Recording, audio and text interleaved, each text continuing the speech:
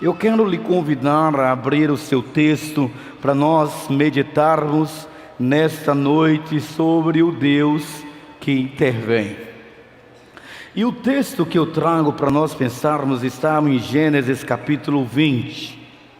Gênesis capítulo 20. É um texto, portanto, acrescido de 20 versículos, mas que vale a pena a gente acompanhar essa leitura. 18, desculpem. Diz assim a leitura do texto: Abraão partiu dali para a região do Negueb e foi viver entre Cádiz e Sur.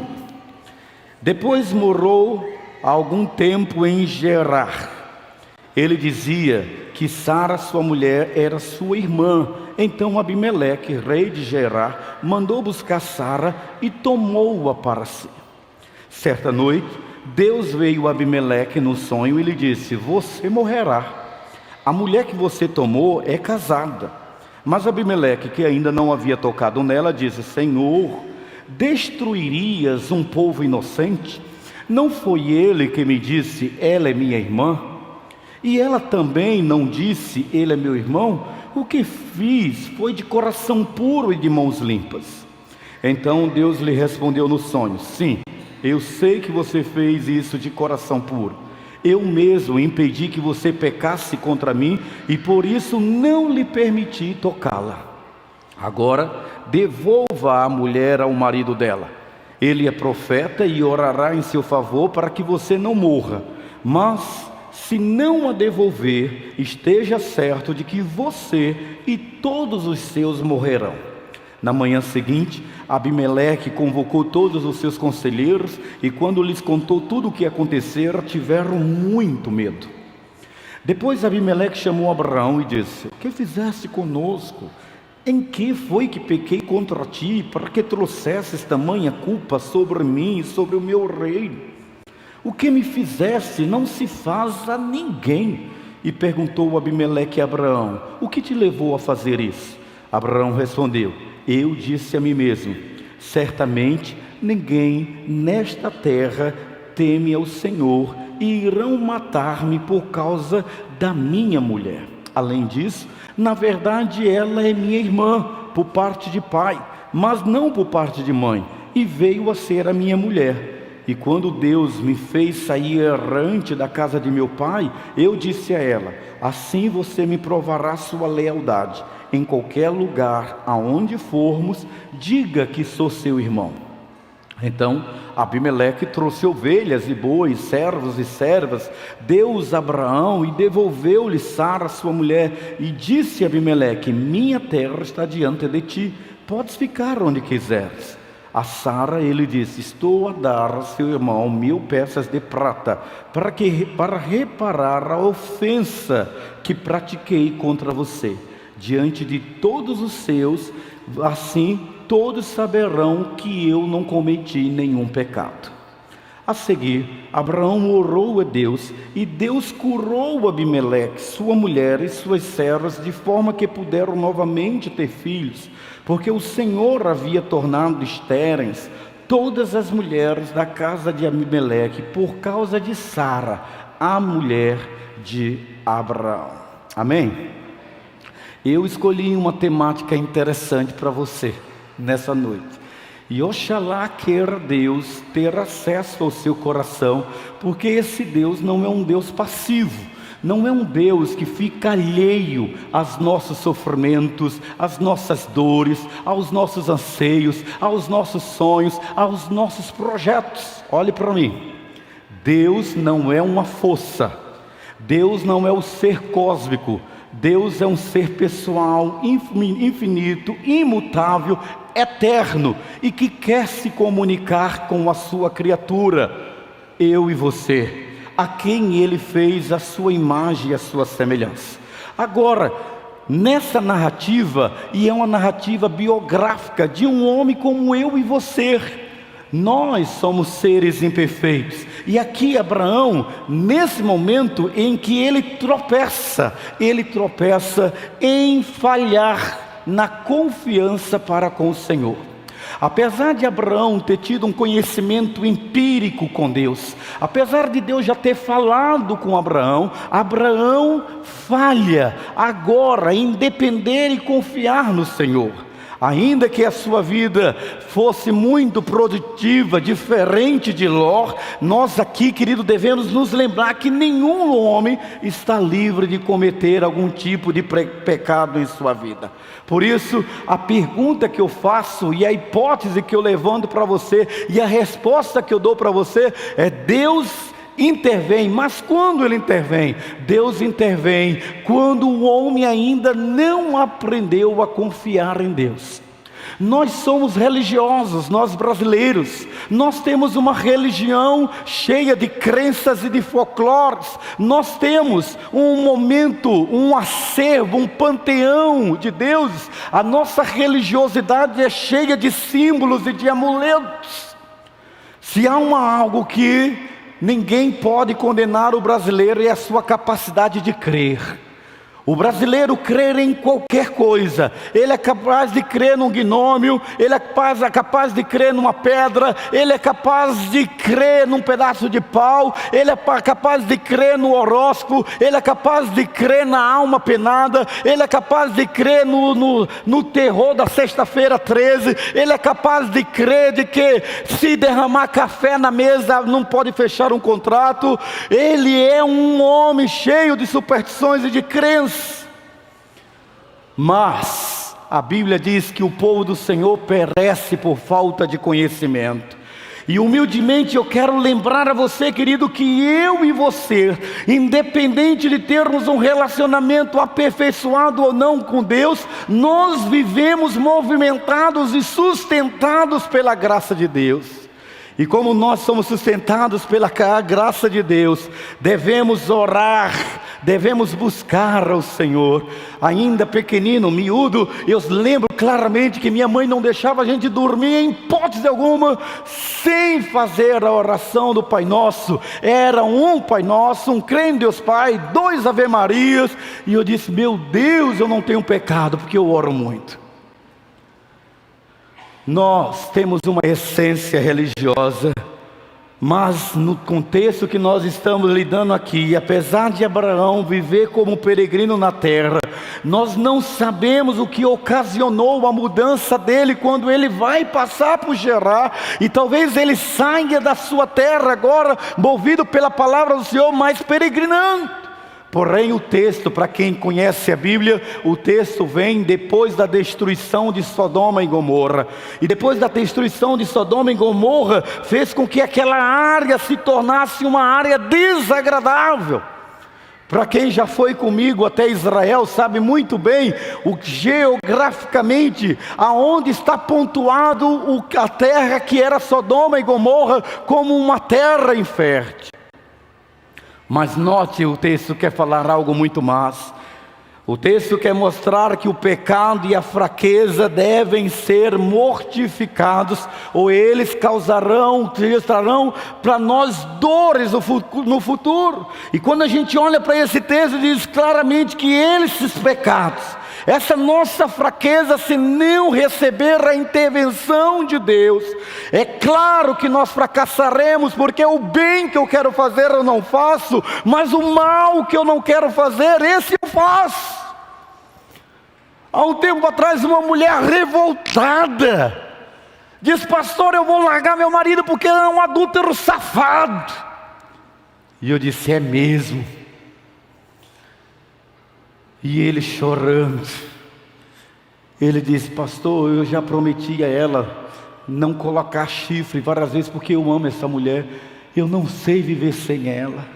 E eu acreditei, mas ele não consegue, porque você não consegue viver as falhas do seu caráter sem a intervenção de Deus. Você não consegue vencer as deficiências e as anomalias que foram geradas em você por um processo educacional doméstico sem Deus. A religião não salva ninguém, a religião não muda ninguém, igreja não transforma ninguém, mas o Deus que me amou de tal maneira que deu o seu único filho para que eu e você creia nele, não pereça, mas tenha vida eterna, ele não desiste de nós. E ele nos possibilita enxergarmos no fundo do túnel uma luz de mudança. Abraão, anteriormente em sua vida, ele usou a mesma tática. Essa não é a primeira vez. Olhe para mim. Abraão aqui, ele é reincidente. Se você olhar em Gênesis capítulo 12, ele entrou no Egito, e lá no Egito, ele também fez a mesma coisa, só que Faraó pecou. E Deus sentenciou Faraó com duras penas, ele e o povo, porque pecaram contra a mulher de Abraão. Abraão poderia ter mudado a tática, mas ele continuou sem confiar no Senhor. Ele deveria ter orado, ele deveria ter buscado a ajuda de Deus, ao invés de deixar a porta aberta para futuros problemas. Eu não sei você, mas meu maior pecado, e graças a Deus depois do face a face eu consegui mudar muito, era o pecado da procrastinação. Procrastinar uma decisão. Os desdobramentos de uma decisão que você tem que tomar hoje, você não toma, amanhã traz terríveis consequências. É triste, querido, o fato de que os nossos pecados afetam outras pessoas. Por isso nós precisamos entender e conceber essa ideia de que o meu pecado não é só meu. O meu pecado tem desdobramento na minha esposa, nos meus filhos, na minha casa. E quando eu consigo entender isso, a gente percebe porque a gente está vivendo o momento do desfalecimento, da desconstrução das instituições sólidas. Por isso que os sociólogos chamam de a época da modernidade líquida. Quando nós entendemos que por isso o quadro de crianças que estão abarrotando consultórios com doenças emocionais, crianças se suicidando, crianças sendo molestadas, crianças tendo problemas neurologísticos, porque muitas vezes elas são levadas a se desviarem pelo mau exemplo dos seus pais. Êxodo capítulo 29, versículos 5 e 6 diz: não te prostrarás diante deles, nem lhe prestarás culto, porque eu, Senhor teu Deus, sou Deus zeloso, que castigo os filhos pelos pecados de seus pais, até a terceira e quarta geração daqueles que me desprezam, mas trato com bondade até 1000 gerações os que me amam e guardam os meus mandamentos. Você entendeu isso, querido? Diz amém. Você entendeu que pelo exemplo os nossos filhos são abençoados ou são amaldiçoados? Os nossos filhos, o que marca a vida deles não é o conhecimento enciclopédico que você dá para ele, pagando uma escola cara para que ele seja um grande cidadão no mundo. O que faz dele um grande cidadão não é o conhecimento epistemológico nem enciclopédico. O que faz dele um grande homem neste mundo são os valores e princípios que nós damos para eles. E é por isso que nós precisamos entender. Aqui tem uma situação que eu quero levantar com você. A questão de por que Abimeleque queria Sara como esposa se ele tinha um harém. Há duas possíveis razões para isso. Primeiro, o texto já diz, no capítulo 12, versículo 10 de Gênesis, que ela era uma mulher lindíssima. Esse dia estava aconselhando um rapaz e ele dizendo assim: pastor, a minha tentação é rabo de saia, a sua e a minha. Porque eu não conheço um homem que seja homem, que abraçou a ideologia de ser macho, que não tem essa tentação. Não tem como. Eu disse: a sua. Aí ele olhou para mim e fez assim: o senhor também tem tentação por mulher, por homem que não é, querido. Entendeu? Então, querido, tentação. Nós somos tentados o tempo todo. Uma mulher lindíssima como aquela chamou a atenção de Abimeleque. As intenções de Abimeleque eram casar com Sara, porque no conceito do casamento, Abraão saiu do Egito rico. E quando ele entra em Gerar, ele vem com suas posses. Abimeleque diz: essa mulher é bonita e esse cara é rico. Não é isso? Então, se ela é bonita e rica, eu vou casar, porque com o casamento eu faço uma aliança política com Abraão. Abraão era um homem próspero, sim. O casamento era frequentemente usado como uma forma de aliança. Agora, olhe para mim. Quando que Deus intervém na minha vida e na sua vida? Quando nós não aprendemos a confiar em Deus. Segundo, Deus intervém na minha e na sua vida, porque Ele tem ciúmes de seu povo, especialmente de seus servos. Amém?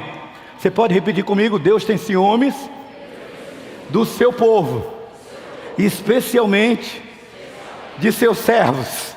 E eu sou servo do Deus Altíssimo. Agora olha para a pessoa do seu lado e diga para ela assim: Deus tem ciúme de você. Deus intervém porque Ele tem ciúmes do seu povo. Querido, você não está aqui nesse mundo por acaso. Nada acontece na sua vida por acaso. Deus tinha um plano para Abraão que Abimeleque estava disposto, prestes a interromper. Abraão, não quero dizer isso que Abraão foi inocentado pelo seu comportamento, não.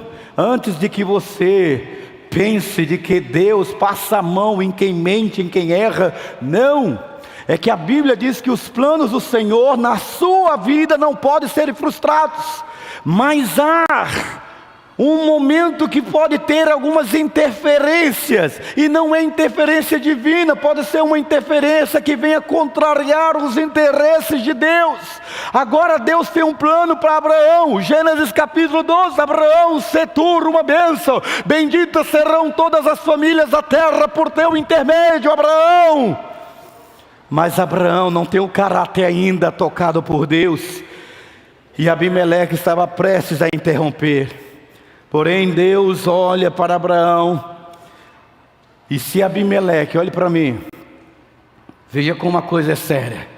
Se Abimeleque tivesse tomado Sara por sua mulher, querido, nem Isaac, nem a nação de Israel, muito menos o nosso Senhor Jesus Cristo teria nascido. O propósito de Deus não pode ser impedido, e embora algumas vezes ele pareça estar sendo ameaçado, os planos de Deus na sua vida não podem ser frustrados. Não importa o que aconteça, Deus não tem cesto de lixo, Ele não desiste de você. Se você olhar pelo outro ângulo da verdade, Abimeleque foi impedido. Olha como Deus ama. Por que Deus não tratou Abimeleque como tratou o Faraó? Se Abraão cometeu a mesma mentira, o mesmo erro. Abimeleque foi impedido de pecar. Sabe por quê? Porque Deus conhecia a retidão do seu coração. Olhe para mim. Vou falar um segredo baixinho. Você vai torcer na cadeira. Eu já tive membro de igreja da minha igreja que saiu porque disse: pastor, eu estou saindo da sua igreja porque eu não aguento o senhor falar mal do crente. Pois é, porque crente não quer dizer que é filho de Deus, não. Até o diabo é crente. Há muita gente que não é crente porque não conhece a palavra. E há muito crente que conhece a palavra e que não tem o que Abimeleque teve: retidão no seu coração, temor ao Senhor. Abimeleque, ele não sabia que Sara era casada. Você entendeu o negócio? Como Deus é justo? Ele não sabia. E aqui uma lição verdadeira, uma lição, querido, que muitas tentações e pecados chegam nas nossas vidas de forma furtiva, mas a Bíblia diz que Deus livra todo aquele que é humilde, tem temor ao Senhor. Ele não pode permitir que o altivo de coração caia como forma de castigo e punição. Olha o que diz esse texto, você pode ler comigo, vamos juntos? O orgulhoso